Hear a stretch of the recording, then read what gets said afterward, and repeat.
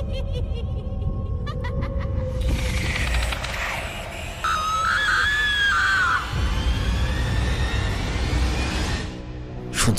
ভুতুড়ে কাহিনীর সম্পূর্ণ নতুন একটি এপিসোড। রোজকার মতো গল্পোচ্চারণে আমি সঞ্জয় তোমাদের সাথে। বন্ধুরা, আজও তোমাদের জন্য একটি নতুন সত্য ঘটনা। তো চলো শুরু করা যাক আমাদের আজকের ঘটনা।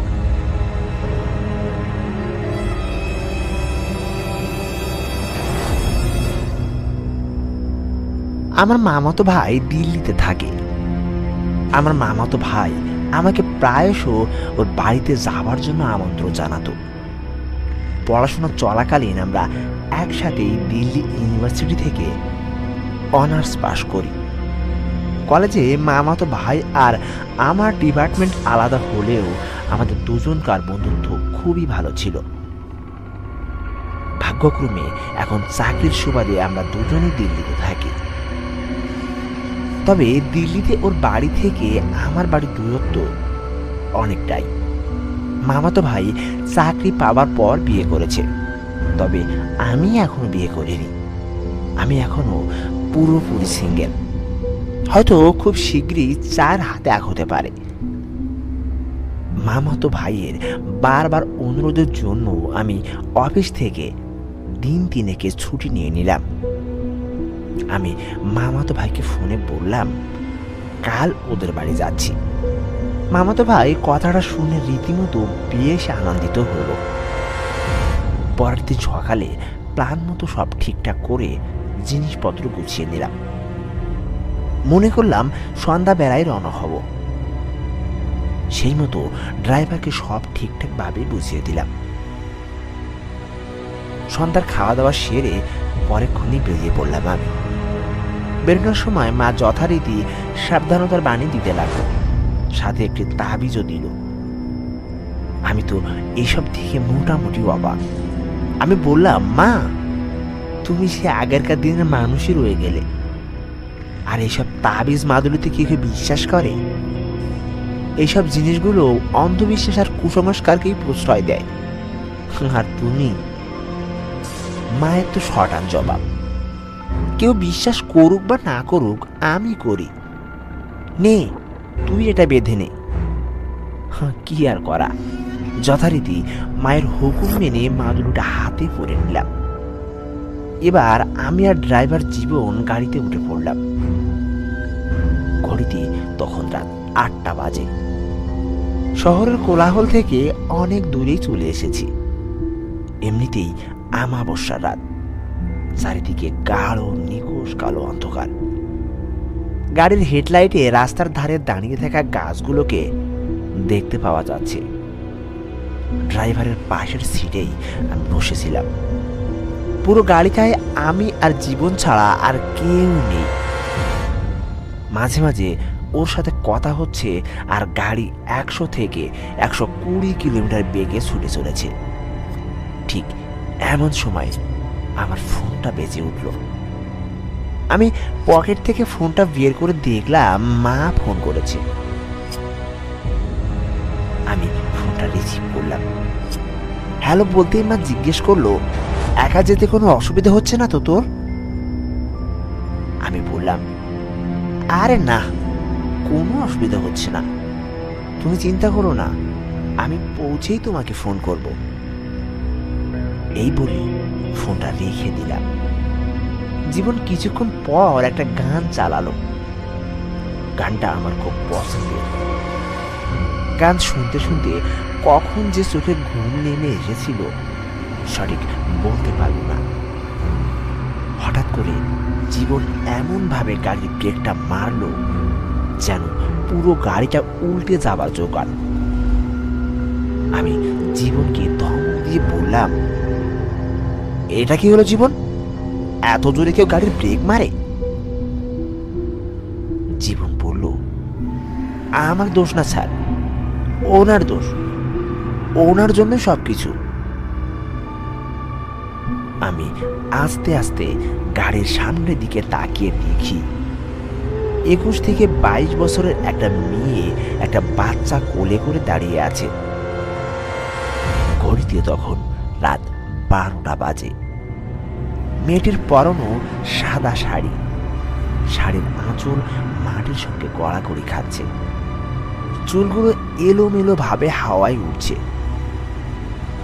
আমি গাড়ির বাইরে বেরিয়ে এসে বললাম, কি ব্যাপার, আপনি এই রাতে এই শুনশান রাস্তায় বাচ্চাকে কোলে নিয়ে আমার গাড়ির সামনে আসলেন কেন? তখন মেয়েটা কান্না ভেজা কণ্ঠে বলল, আমাকে বাঁচান, ওরা আমাকে মেরে ফেলবে। আমি কোনো রকমে ওদের ওখান থেকে পালিয়ে এসেছি। সামনেই আমার শ্বশুর বাড়ি, দয়া করে আমাকে আপনারা বাঁচান, আমাকে সঙ্গে নিয়ে চলুন। আমি বললাম, দেখুন আপনি রাস্তা থেকে সরে দাঁড়ান, আমি আপনাকে নিয়ে যেতে পারবো না। একথা বলতেই মেয়েটা আমার পা জড়িয়ে ধরে হাউ হাউ করে কাঁদতে লাগলো। ওদিক থেকে জীবন বলল, আমাদের গাড়ির পিছনের সিট তো খালিই পড়ে আছে, আমরা না হয় ওকে এই বিপদ থেকে একটু সাহায্য করি, আর সামনেই তো শ্বশুর বাড়ি, আমরা ওখানে ওকে নামিয়ে দেব। জীবনের কথা শুনে মেয়েটাকে আমি গাড়িতে উঠতে বললাম। মেয়েটি বাচ্চাটাকে কোলে নিয়ে গাড়ির পিছনের সিটে গিয়ে বসল। এরপর জীবন গাড়ি স্টার্ট দিল।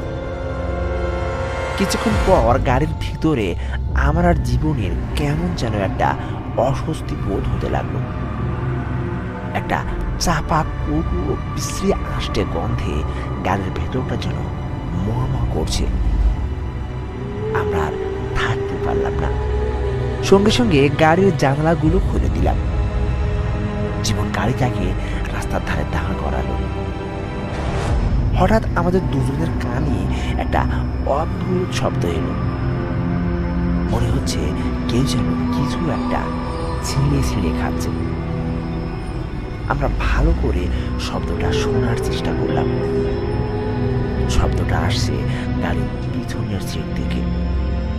আমি আর জীবন একটু ভয় পেয়ে গাড়ির পিছনের সিটের দিকে তাকালাম। তারপর আমরা যা দেখলাম তাতে আমাদের পায়ের নিচে মাটি সরে গেল। আমরা আমাদের নিজেদের চোখকেই বিশ্বাস করতে পারছিলাম না।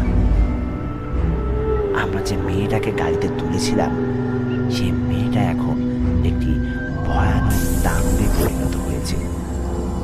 সে দানবটার বড় বড় হাত এবং সেই হাতে বড় বড় ধারালো নখ। চোখগুলো পুরো একেবারে টকটকে লাল, যেন কোনো আগুনের গোলা।